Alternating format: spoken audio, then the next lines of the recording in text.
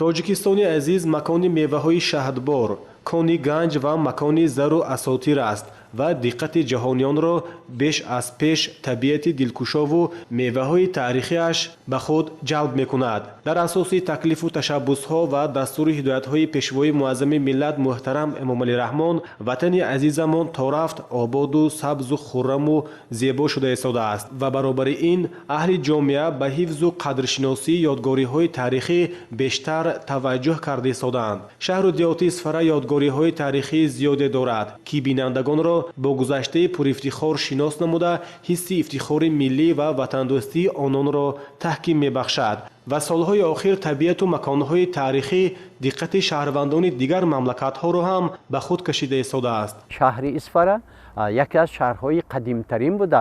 дар шаҳри Исфара ёдгориҳои хело ҳам зиёди таърихӣ мавҷуд аст.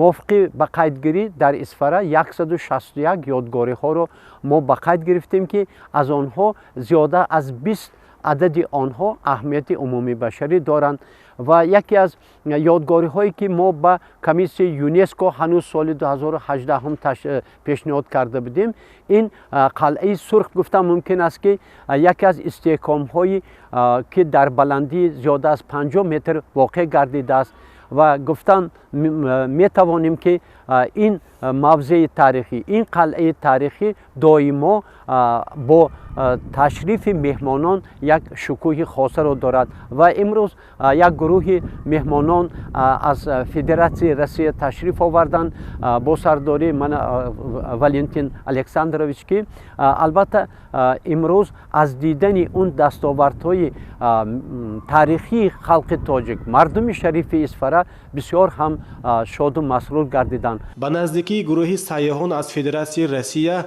ба шаҳри Исфара ташриф оварда аз ёдгориҳои таърихии ин диёри кӯҳанбунёду тозаҷавон дидан намуданд. онҳо ба макони таърихии қалъаи Сурх қадам ранҷа карда шоҳиди он шуданд, ки дар ин мавзеъ аз гузаштагони тоҷикон ориёиҳо нигораҳои диққатҷалбкунандае боқӣ мондааст ва тоҷикон ба таърихи худ бо назари ибратбин менигаранду онро чун гаҳваре ки чашм эҳтиёт мекунанд.